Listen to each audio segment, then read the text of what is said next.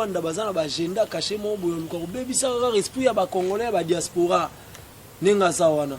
Félix Antoine Tshisekedi président élu na kati ya République démocratique du Congo puis tout le monde a une année changement par rapport à nini tout ce que yoka masolo gratuité te Kabila Simba biso 18 ans awa lelo o démocratie koti na mboka ba ministre en fonction ba komi ko kangama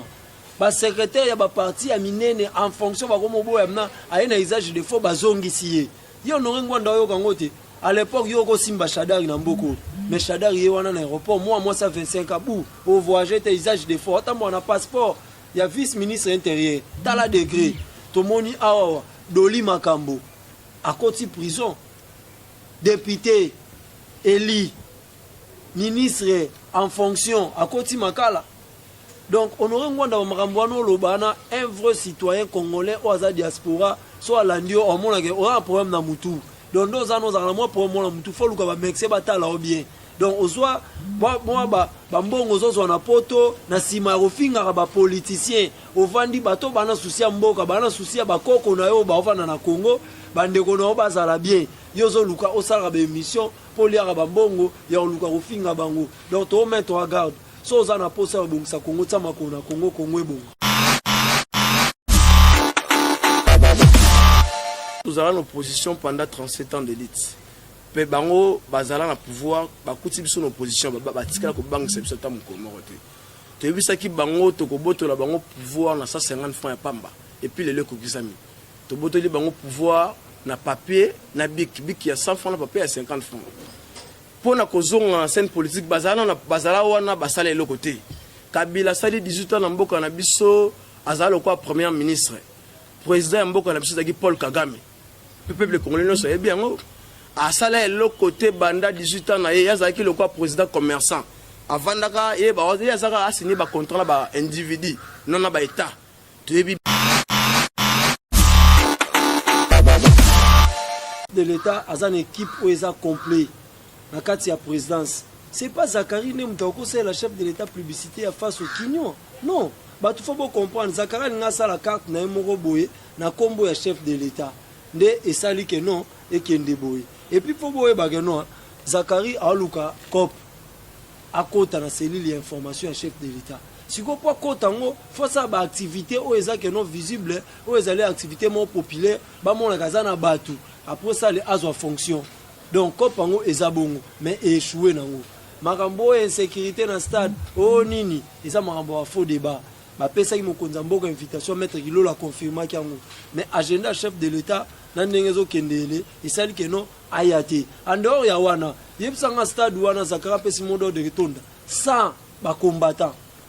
et loko ebomie ba bilongi o ya zwaki na kombo ya ba combattant ba ko sa ba déclaration tina ba top Congo ko c'est la force du progrès makam ba bilongana ba ko zwana ya ba bilongi oyo ba combattant ba oyo kelate fils mkoko mbote place aux ali gardien du temple to bunda na ofie mais des fois to mona otengami mwa mukela marambo etali parti le fait qu'atenga marambo etali parti akoma mutu mo boyo zwa cop na sima IDPS yango mone sali que non ba combattre ba linga sous mode de na ye te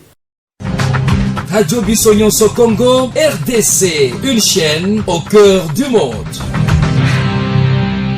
Yale kenazana des parlementaires de Bouya IDPS ndi dans sana bon brossage d'actualité ya semaine mboka balonga avato kinena président Neymar honoré ngwanda sai sous révélation mususu ya makasi alobi lelo passion en pouvoir exact et ça est là ko sala maté Kabila tiolo comme ta diriger réaction na bino ya IDPS zani non soit abi pas soit pouvoir etika la sala maté Kabila ka ko diriger na habité peut-être pour musika azoka makamna sangoka abo au mona Congo awa lokuta et comment rien est sincère vérité et ya non escalier ba honoré ngwanda bazana ba agenda caché mo boyo ko bebisa ka esprit ya ba congolais ba diaspora nenga sawana Félix Antoine Tshisekedi président élu na kati ya République démocratique du Congo puis tout le monde a une année changement par rapport à nini tout ce que la yoka masolo gratuité te Kabila Simba biso 18 ans awa lelo o démocratie koti na mboka ba ministre en fonction ba komi ko kangama ba secrétaire ya ba parti ya minene en fonction ba komo boya na ayena usage de faux bazongisi ye yo no ngwanda yo kangote À l'époque, yo simba Shadari Namboko. Mais Shadari est en aéroport. Moi, ça 25 à bout. Au voyager, t'as usage de fort. Tant on a passeport. Il y a vice-ministre intérieur. T'as la degré. Tomoni Awa. Doli Makambo. À côté prison. Député. Éli. Ministre en fonction. À côté Makala.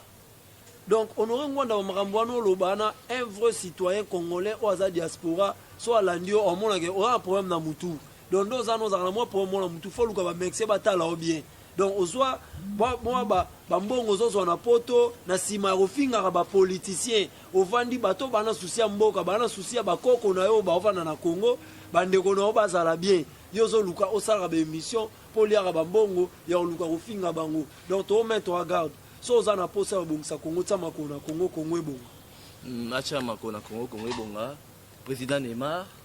Ezamba Liboso ya koyamba na émission na biso de cryptage et actualité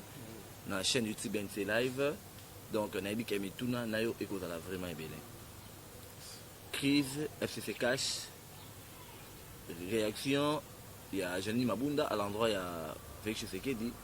bino ba parlementaire debout pour réagir nini. Merci mon mboka. Makambo ya crise FCC Cash oyo izolobama mokonzi ya mboka na Londres tango azalaki na ba combattant ba diaspora bango babandi kotuna ye ba question liboso ezalaki bayebisi longola camere bokaki réponse na ye ya mibale o dissoudre parlement okaki mokonzi ya mboka nda répondaki mpona makambo ya crise FCC yo moko moni selon bakoka jambo basali mpona mokonzi ya mboka tango tosali passation de pouvoir na bango batikaki bokonzi na kimotema malamu te bokonzi ya mboka asali na bango coalition pona mibeko ya mboka esengi bongo azalaki sa majorité parlementaire abi jamais ko tambwisa mboka sa majorité parlementaire yango ayaki kosangana na bandeko na biso F mbona benga minga F soso basangani ayebisi bango na accord na biso bénéficiaire liboso ya accord les peuple congolais ben bango na mitema na bango comme ba mesana ja kosala mabe po na peuple bazaka na intérêt na bango za le ventre d'abord non peuple a souffrir bango ba ke liboso ba créer ba koka jam mokonzi mboka Antoine Tshisekedi a pesimbela a nommé des mandataires ya l'état ministre à portefeuille à exécuter en côté mokonzi mboka moni kuna na prison bandeko na biso bakanga bazo kufa na nzala a pesi mibeko ba bimisa mbongo ba somba bilei pona ba prisonnier ministre à finance aboye ko exécuter makambo wana yango wana blocage yango wana mokonzi ya mboka alobi boyi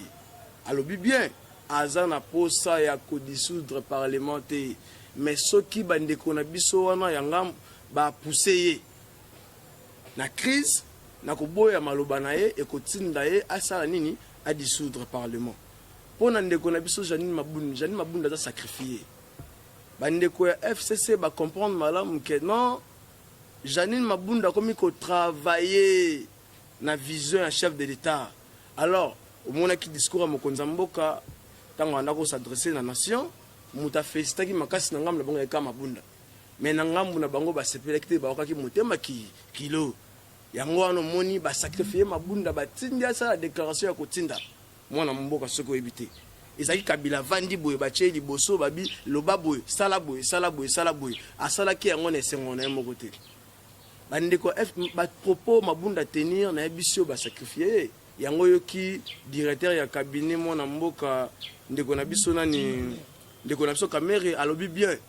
Janine Mabunda akatisi ligne rouge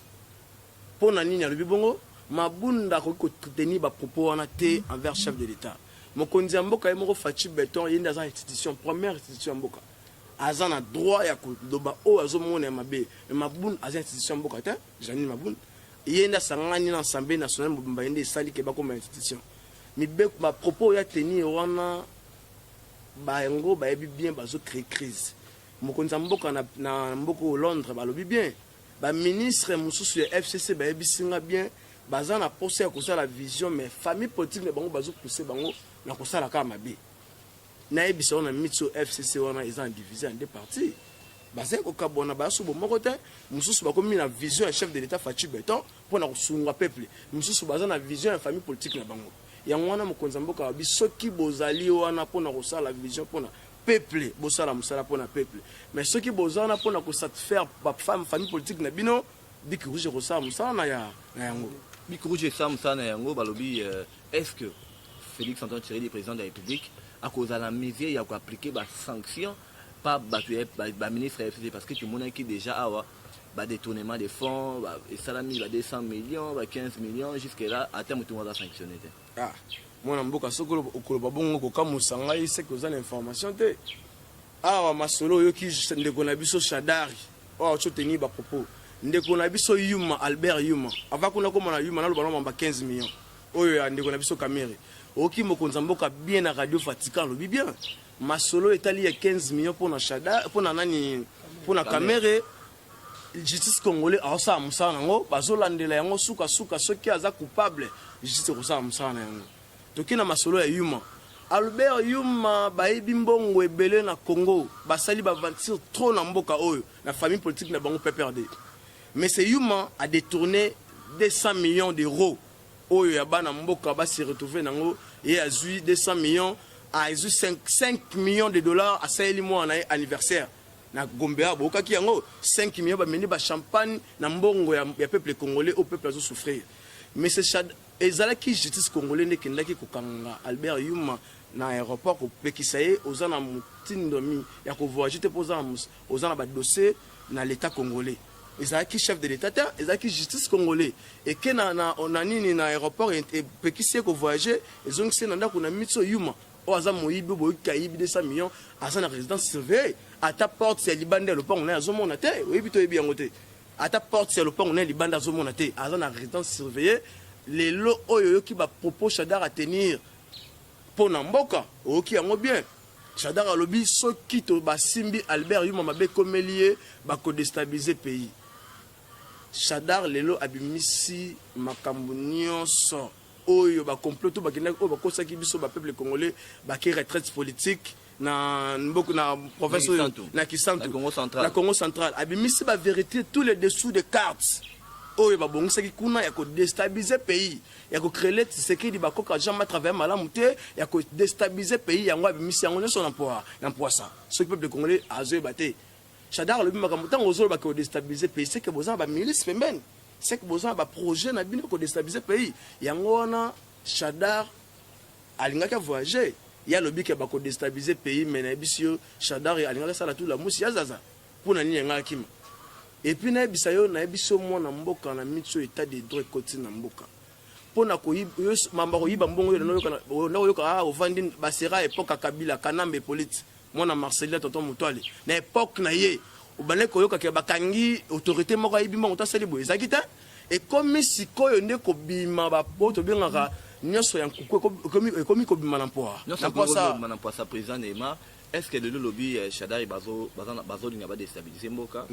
est-ce que ba komi corps mon côté na ba tu la muka Martin Fayulu na Adolphe Mutupe ba tenaki ba même propos qui na sens wana lelo sauf faut lancer des message en particulier avant de réagir par rapport à Babylone na ba nyonso wana apparemment ba komi kam moko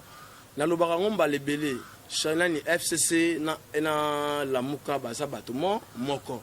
ndeko na biso Adolphe Muzitu atena ba propos na TV5 monde na face ya monde aloba bien ba ko créer sécurité na Congo pour Fachi à travailler malamuté mais ce Shadar peut à lobby na ngamu na bango FCC ba ko créer instabilité na ba ko déstabiliser pays et la crise que baza malobama moko mais bango baye ba ke Fachi oyo nzamba pesi peuple congolais et sa réponse au peuple asenga pendant des années ba koko basenga ba papa basenga biso bana to senga nzamba pesa biso mokonzi oyo akozana souci ya peuple congolais nzambe aoki mawa alobi nini esila kate asala makambo nyonso mibale asali pasi na bisengo peuple congolais aliokami autant des années ya pasi sikoyo ekomi ntango amona bisengo apesi biso peuple congolais faci oyo azotambola partout na slogan le peuple d'abord alors bandeko na biso FCC nyonso baosala wana bakabali na bango nyonso ezokende na maye wo na minute oyo nyonso akokomplete contre pays oyo na biso Congo akoza dévoiler na mitso tout ba projet nyonso mabe baza nango toyebi yango déjà FCC la muka toyebi makambo na bino malam ba propos na bino malam o bozo tenir alors toyebi bino malam peuple congolais peut asa vigilant ayebi ba propos ba politicien to timbi déjà bino ke boza maloba moko entre yo na bino FCC na la muka boza maloba moko toyebi da ba jina bango mais peuple congolais azali sur le colo alisu peuple congolais azali sur le colo alisu est-ce que Kabila rentrée favorable en 2023 FCC déjà là où c'est formalisé pour avoir le rôle à parti politique et ce banque sabino te ba boto pour en 2023 à la tête Kabila moi na mboka question est ce qui c'est moi mukie biso tozala en opposition pendant 37 ans d'élite pe bango bazala na pouvoir bakuti biso en opposition batikala ko banque c'est biso ta mukolo te toyebisaki bango tokobotola bango pouvoir na 150 francs ya pamba et puis les kokisami tobotoli bango pouvoir na papier na bic ya 100 francs na papier ya 50 francs pour na kozonga scène politique bazala wana basala eloko te Kabila sali 18 ans na mboka na biso azala quoi premier ministre président ya mboka na biso zaki Paul Kagame peuple congolais no so yebi yango asala eloko te banda 18 ans na ye yazaki le quoi président commerçant avandaka ye ba yazaka assigné ba contrat na ba individu non na ba état tu es bien kozonga na scène politique ezo banque ça biso tele au monde pour azana force maroté azala ko nyoka bakati mutu mukili za ko nini e ko ninga kozonga ne ko banque ça biso kozonga ne ko bangi sabinoté mais lelo mwana mboka Henri Majalobi FCC cash eza fabrication Joseph Kabila bon oh wana to benga bango baza bato to benga bato jalelo FCC cash eza fabrication ya Kabila na ndenge nini na mitso soki azolo babongo po petra au kansa mama azolo ba autorité morale ya FCC cash eza nani autorité morale FCC cash eza mutu moko Kabila te eza Fachi Beton président de la République yenda simi makambutu ezate o bino bokansa wana na soki autorité morale azaki ezaki Kabila mais makambo ezo comme la famille politique ya PPRD mais bazo subir ba pression te na biso na mitso ebi bien mais c'est auto bengi nani ni doli makambo za wapi azana makala na mitso bois droit ya Kamise Kabila azaki ancien bokomese ya Gombe ye on azana makala siko ndeko na biso to bengi nani oyo nani o Yuma Albert Yuma na mitso azana pe azana résidence surveillée pour na nini pour na biso état de droit ça musala ngo état de droit muto full état de droit muto chango na nzele za Fachi yenda ina bula état de droit yango na biso muto zo konza FCC cash eza mutu moko eza Fachi Beton eza mokonzi mboka garant de la nation Fachi Beton mokonzi mboka garant de la nation tourmi déjà comme on a souka émission na biso na signalé que na des parlementaires de Bouya IDPS ndi dans ça na bon brossage d'actualité il y a semaine moi na mboka Neymar le message nous relancer particulièrement tout moni bazakari bakoti ko ya Fachi bakomi ba communicateur à Fachi bino na IDPS moni bazongi sibino moi simandamo ba remonte moi les devant message nous relancer na bazakari pour ebi moi parcours à Zakari Mengezali réaction nous par rapport à bon merci journaliste Amolo Pesinga Zakari bino webi bien Zakari azamutu oyo asalina kanambe police banda des années amemela biso fimbu na parlement o na kena fimbu nde ko beta bato ba kosa malamu te na biso fimbu wana banda Zakari kenda na parlement fimbu mona na te Zakari azamutu ajalelo Zakari na zana zoluka poste azoluka parti na ye lokola na FCC ayebi ke esili pona bango esili Zakari ayebi pona bango na F FCC abu pia alingi azwa poste eza baje na bango ya ina pacho panda to yebi bango bia baza batu ya PPRD batu ya FCC ba ventir na bango voir même moni que biso so biso to betimbela likambo simbaka abandaki liboso le 24 chef de l'état akoloba pona mboka na e simbité ayesu na dimanche et dimanche bana mboka boye belé na salle des martyrs bokomona mokonzi mboka akoloba e simbité to lakisi bango bazele côté ba IDPS biso moko nde tozara la bouche à l'oreille tosala musala na biso ya parti o tofuta malon bon te tosala ngo te po toloba boye po Fachi pesa biso poste toloba boye po babenga biso te tosala musala po na souci ya peuple congolais alors ina zawana toyibi ba jeune bango bien Zakari so la ndanga na musika esiko parti ozali toyibi ba jeune malamu yango moni tous les complots sali oyibi na ba président ba parlement de baki ba lokoso ya mbongo obazaki ba soifé d'argent ba ye ba lobi ba n'importe quoi pour na les 24 na les 26 et simbi nango te nayebi si yo okoti mai baprésident oyo ozalaki na bango oyo opesi bango mbongo wana baza baprésident parlement député bana babase te tolakisi soki biso te toza na babase ya solo epuis biso tolakisi soki makambo na yango mpe kosimba nango te mokonzi moko Faci Beton aza ye moko ayebi ke bapeti nde baza wana oyo balobelaka makambo na biso ntongo midi poko tozwaka eloko te yebaka ke yo otikalaka na f mbo na yo biso toza na idps oyo osala ekosimba nango te makambo tu baprojet na yo ekoti mai Abou Pia. Abou Pia, déjà, mon amour Balonga, combattant Balonga, Lelo, Balobi, Faci fera sa discours dimanche, dans le stade des Martyrs, à ça l'adresse à la nation, à la population quinoise. Est-ce que c'est important dans Mincho à ça l'adresse dans la quinoise dans Mincho? Alors, tu as déjà message déjà dans la nation Mobimba. Pourquoi faire ça l'adresse dans la quinoise? Et puis dans le stade des Martyrs pour l'année, mais il faut que c'est l'insécurité. Et là, on est désolé, car on a diaspora comprendre un peu scénario de ça.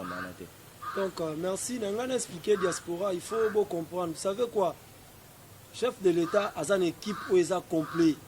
Dans le cadre de la présidence. Ce n'est pas Zachary Nemutako, c'est la chef de l'État publicité face au Quignon. Non. Il faut bien comprendre. Zachary a la carte na Moroboye, na combo ya chef de l'État. Nde esali que non et kende boye. Et puis faut boye bageno. Zachary a luka cop. À côté de la cellule d'information à chef de l'État. Si vous pouvez côté il faut ça ba activité où est non visible, où est les activités moins populaires, ba mon la na batu. Après ça les azo fonction. Donc kopango ezabongo mais échoué nango. Makambo insécurité dans stade, oh nini, et ça makambo a faux débat. Ma pesa yi mokonza mboka invitation maître Gilo la confirma kiango. Mais agenda chef de l'État na ndengezo kendele, isali que non ayate. En dehors ya wana yebsanga stade wana zakara pesi mondo de retonda sans ba combattant eloko ebomie babilongi oyo yazwaki na kombo ya ba combattant bako sa ba déclaration tina ba top Congo koko c'est la force du progrès makam babilonga na bakozwana ya babilongi oyo ba combattant ba oyo kelate fils mukoko mbote place ozali gardien du temple to bunda na ofie mais des fois to omona otengami mwa mukena makambo etali parti. Le fait que Tenga Marambo est allé parti, a comment Moutoumou Boyozwa Kop na Sima IDPS. Yango Mone Sali Keno, ba combattre Balingasu Modo Denaye, te. Yango Kaye Montagui Pena Pasteur Guili passer un message. Pasteur Guili a Zamtaye Melpet. Alors Mta IDPS, Azamtaye Melpet, IDPS à l'Obelaka, Félix Tshisekedi. Bino Boye Bangote. Yo somone yo, secrétaire général à IDPS, ya l'Obelaka, Félix Tshisekedi. Nande na ebi wana fe nanga bandal. MLP Bosala alliance na IDPS. Te, wana fe nanga bandal. Ça le rola, ya le rola. Ndeko mo ye non na parti te mena lobelaka Félix bon mon été na makambo Zakario asala na nini na Fatima mona président moi parlement de bo ala kuna te bon ya lobi bongo ay biso parlement ne zaka ouais ale kana ba parlement na biso po apesa sa message nenga zo défendre le chef de l'État ngai na président ya bandal ye pa vanda na bandal to ya kana ye bu muso aleki na ville apesi message ya chef de l'État po biso to neti papa na biso mukuna tout le monde entend à Kabila. Ah, mutatelemelaka nani Kabila. Papa oyo na pasteur na biso ya pasteur Billy. Pasteur na biso mu nani Coutinho Fernando. Coutinho bazuye lelo abu prison libre. Mukuna ala ina sima ya Kabila, mais lelo mukuna pe abongwani na ye. Donc biso to yamba muto azana souci ya peuple congolais. En dehors to na sima ya chef de l'État. Donc Pasteur Billy, Azarana Bisso, pour Azarana Soucia, chef de l'État, Alobela, chef de l'État, mais na parti, dans ça, moi, doute. Pour Marambobela, parti, sur Talipena, même Yozan de Rochnoï, sur mon Pasteur Billy, Amiko Tsangote, Nana Ebara Kala Maramba MLP. Donc, c'est ça. Oui, merci beaucoup, Ndeko, pour continuer na mon amour Kanema. Mon amour Kanema, dossier à Beryouma, et ça, sous vraiment échelon, sur sa message, et plutôt, j'étais na mon amour Kanema. Merci mon amour, merci journaliste mon amour pour la parole. Ndeko pona ma propos ya monsieur Albert Yuma. Le peuple congolais le bosso la diaspora partout bozali na ngana sabino lo moko.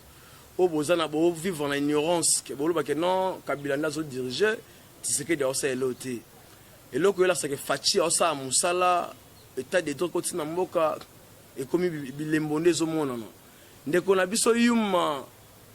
aibi mbongo na caisse ya l'état 70 millions plus 200 millions d'euros au bakaboli na famille politique né au lelo monsieur Chadar azo tenir ba propos non ce qui bo simbi yuma to ko déstabiliser pays na famille politique na biso tango azoteni bapapa bongo liboso Yuma ayibi mbongo ya l'État mbongo ya yibi eza mbongo ya lipoche ya faci te eza mbongo ya l'État congolais aibi yango bakaboli na famille politique na ye bashadari bakalev mutong banani bandeko Nemi Mulani arimo vasakani famille politique na bango ya PPRD bakaboli mbongo ya mboka na bapoche kuna Yuma azu ya ye azu ya ke koselisa mwa na anniversaire ya 5 millions au peuple congolais zonyoka au jour au jour. Alors tant que ça qui vient état des autres côtés na mboka musala nde bandi Shadar yo teni ba propos qui ko déstabiliser pays olingio kima okende libanda ya mboka yo na ndekono marchanete chambo au sentir au vandio moko siko vandio Monique Kabila osa selo te Kabila za nyoka o bakati mutu mukile ekoningana na miso Shadar olingako kima tobi okokima te okozana ko na Congo okolakisa biso esika oyo po Yuma azokende makala Yuma makala te ba traduire na justice ok kosamba azola azobimisela biso makambo nyonso soki oyo bosala kana bango soki asala kango yemoko c'est bon soki bino boza ba innocent c'est bon mais soki atangi bino boye ba ke bino nyonso bozokende singa matembeli ba propos yo tenir na nation pour na peuple congolais boye olobi boko déstabiliser pays soki to simbi Yuma yeba yango olingaki okima mwana mwasi âge à 25 ans gênant un adjudant à Kangi puis à Emilio tala degré à famille politique tala degré à politicien mboka na biso un soi-disant secrétaire général à parti politique Moboye aucun usage de faux na kati aéroport international d'Injil aux ministre intérieur à l'époque mais yo le lozotambo na passeport ya ministre intérieur boza mibi eminene boye ba yango ke état de droit et continue mboka état de droit le biboy il faut respecter ba ligne na yo pour respecter ba ligne ya moninga na lobaka ngomba lebele état de droit et l'équité na makasi yeba yango soki boza impliqué na dossier yo dato yebi yo na mabele Shadar masola kamona sapoto yebi oza ba dossier ya makasi Yona Kalev Mouton bozan ba dossier ma casse à l'époque boboma désespère ya oni montre ya américain et bima na Kinshasa et pas Kalev Mouton to ebi yango malam et puis désespère wana boboma yozaki ministre intérieur o ebi makambo wana nyonso Shadar olingo lingate kalate bozona njan des ordres boke singa matembeli yeba yango nandeko na ngaki na loba journaliste excusez na bakisa maloba muke pona bandeko na biso ya lamuka ndeko na biso oyo Adolphe Muzetu atena ba propos bien ba ko créer insécurité pour Fachi à travers malamte wana bobo sanya malamte mais c'est Shadar na bane malobana pona nini bango la muka na FCC ba osala jemoko ba travailler jemoko pour nini ba mbrouiller chef de l'état tito comme en 2023 baloba Kabila za malamu Tshisekedi za mabeko de Kabila ba étouffer vision na ye Fachi beton tant azonga ki asali conseil des ministres et le kwachaki likolo ya message zaki bic rouge Kabila likola mesa nocha munduki revolver o ne solo baba yo ka est-ce que Fachi a la bic rouge papa bolinga te boyibi mbongo wa l'état bomi peuple congolais ko boma bonyoko libiso ba combattant de pes bo kotisi nani yango ebite yo Shadar olaki na kasho na yo nani ayebite yo Kimbutu olaki na kasho na yo nani ayebite yo Kalev Mouton olaki na kasho na yo na ebisi yo bandeko bino boboma mabe bo se peuple congolais kala mingi te bo kende singa ya matembele merci beaucoup président Nema pour contacter au numéro de contact PIS 243 090 34 60 758 la bandeli 0 PIS 243 90 60 34 158. Merci beaucoup, président Nema. Moi, je suis Balonga pour aussi Sanayo. Dossier Albert Yuma, réaction particulièrement réaction à partir. Donc, la diaspora n'a conclu pour le dossier Albert Yuma. En tout cas, coup de chapeau à Félix Antoine Tshisekedi. Tu vois, c'est que politique et c'est le moment où il faut comprendre. Et puis, pour comprendre la politique, il faut que tu aies la classe politique. Leur nomination, il y a Kozongisa, Ndeko, Nabiso Albert Yuma, na poste, wana batuming ba miraki. Or, ezalaki pourquoi? Vous savez quoi pour nous voyez ba mabe ya mutu faut tika na place na afin que to landela yi bande ko nanga ba diaspora na défendre bino secret ya Yuma kana ye elakisi biso makambo ebele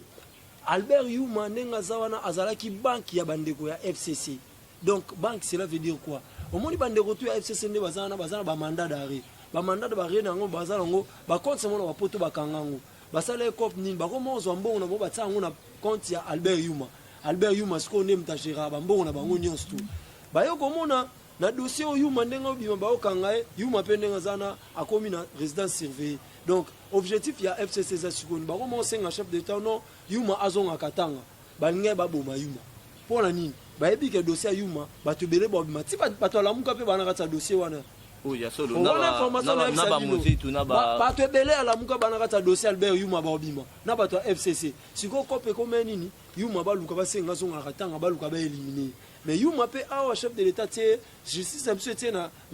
résidence surveillée pour nous protéger entre tape Yuma akomi no fungwama elo ba bosala yango moni Shadari abeta ki bo wana na bulnini ayebi ke so na beti bo ole créer crise biso do sani to longwa akoma Burundi ayebi ke na Burundi kuna soko invitation na yeye awa ya CPI ba livrer te na Burundi pour Burundi aza en charge ya CPI te entre tape akene aéroport boye bekolo kaka donc ndezana kopi wana o mona kopi ya Yuma wana yango mona soboti mwana soko pese kombo ke baba kombo elanda kaka Yuma na ya suka elandi epe abimi Yuma munene donc ndenge za wana Yuma akita mata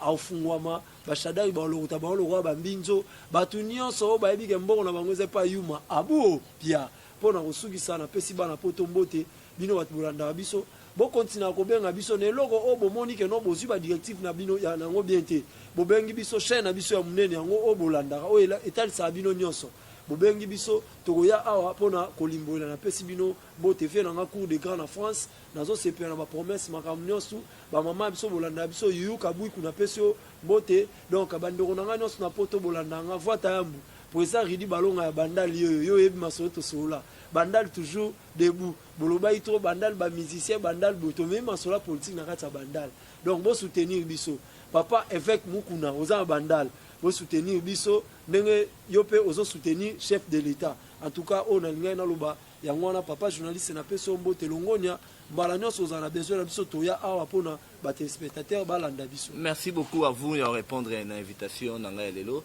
Tukutani Malasima na d'autres thématiques na maramusu sur la rapport à décryptage et actualité. Numéro non rapidement pour aussi ça. Numéro non ezali plus 243 85 85 29 729 85 85 29 729. Merci beaucoup de nous renouveler toujours votre confiance dans votre chaîne YouTube des prédictions BNC Live, mais pourquoi pas dans votre radio, la radio Bissonio Sokongo RDC à suivre en ligne sur www.rcongonews.com. Les grands rendez-vous du décryptage de l'actualité, n'hésitez pas pour nous faire vos suggestions avec les numéros qui apparaissent au bas de votre écran. Pour vos publicités, n'hésitez pas de nous contacter avec les numéros qui apparaissent au bas de cet écran. On est là pour afficher toutes vos publicités, agences, toutes sortes de business. On va vous afficher dans notre site pour beaucoup plus de visibilité. Merci, on se voit et on reste branchés dans votre chaîne YouTube de prédiction BNC Live. Restez-nous toujours fidèles. Merci.